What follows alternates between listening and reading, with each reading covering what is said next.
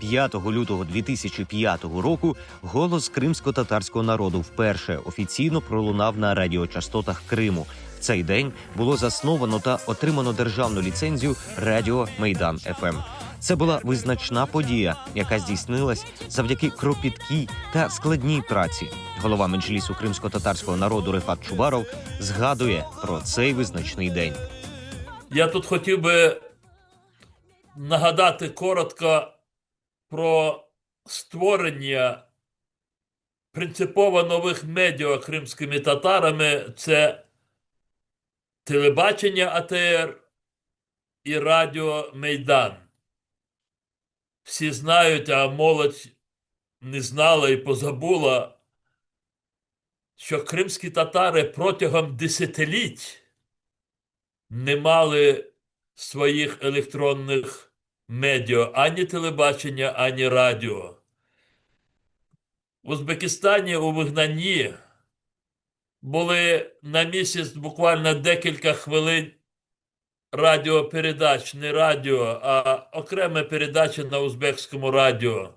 Але коли ми почали масово повертатися на свою землю, розпався Радянський Союз, незалежна українська держава, 90-ті роки, і все одно в Криму було важко, неможливо пробити оцю стіну, бо абсолютно російська більшість, вона хотіла зберігати свою монополію на телебачення, на радіо в Криму. І на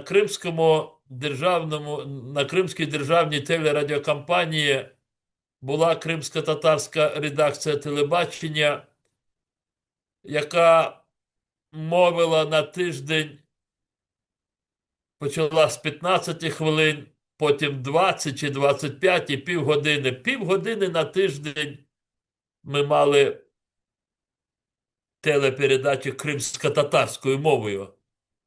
І на Кримському радіо також були окремі кримсько-татарські передачі. Але це було абсолютно недостатньо, бо саме телебачення і радіо ми вбачали потужний інструмент для відродження і мови, і обізнаності своєї історії, і повернення до культури своєї. Отже, тоді вже ті, хто думав про створення телебачення і радіо кримсько-татарського, вони усвідомлювали, що і телебачення, і радіо кримсько-татарського – це не стільки транслятор новин, хоча це теж дуже важливо отримувати новини рідною мовою. А ми тут зі всіма своїми документами все вже розробили, отримали ті чи інші дозволи, все це перебороли, і потрібно отримати ліцензію на мовлення, і нам її не дають. Нам її не дають, бо всі розуміються, що кримські татари не будуть підтримувати тоді діючу владу, а діюча влада була Янукович.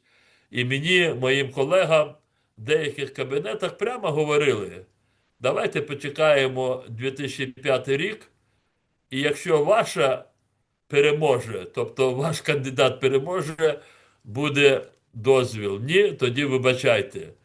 Але це була така поверхня проблеми. Але та частина айсбергу, вона була під водою, і вона полягала в тому, що тоді дуже багато політичних сил проросійських в Україні, вони не хотіли відродження кримських татар, вони не хотіли посилення кримських татар. На початку вже 2005 року ті, хто нам протидіяв і не давав нам ліцензію, деяких з них не стало на цих посадових місцях, деякі були вимушені піти нам на зустріч. І 5 лютого 2005 року в Сімферополі пролунали в прямому ефірі вже перші слова кримсько-татарського радіо «Майдан». Я пам'ятаю відчуття от тих хвилин. Мені здавалося, що ми просто такий зробили прорив. Так, створення та існування Майдан ФМ супроводжувало багато викликів та перепон. Ще однією з таких стала анексія Криму, спротив окупаційній владі та вимушений переїзд. Я думаю, що всі розуміють про те, що і Майдан, і АТР могли розвиватися завдяки десяткам і десяткам і управлінців, і журналістів, і технічного персоналу. Ми всім їм дуже вдячні. Прийшла російська окупація і зрозуміло, що незалежні від влади, тим більше від російської окупаційної влади, Криму медіа одразу виявилися непотрібними. І незважаючи на всі зусилля менеджменту для того, щоб зберегтися в Криму, залишитися в Криму, але зрозуміло не зламатися, не підкоритися і слугувати своєму народові, але цього не вдалося. І в 2015 році, 1 квітня, здається, був вже закритий АТР, і десь наприкінці квітня вже був закритий Майдан. І ми були вимушені їх евакуювати до Києва. Голова меджлісу кримсько-татарського народу Рефат Чубаров, як і колектив телеканалу АТР, впевнені, радіо Майдан ФМ зрештою зазвучить в своєму рідному, українському, деокупованому Криму. Я впевнений, що звільненням Криму і АТР,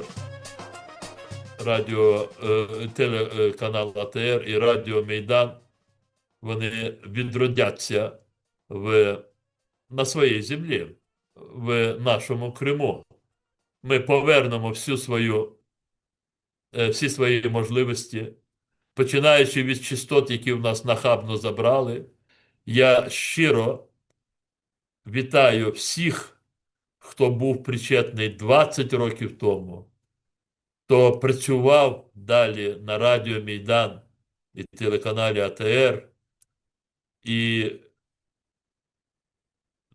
вітаючи з цим днем, я ще раз хочу завірити всіх, що той досвід, який ми напрацювали за всі ці роки діяльності радіо Майдан, він ще надасть свої такі результати, і той архів безцінний, і радіо Майдан, і телебачення АТР слугуватиме кримсько-татарському народу.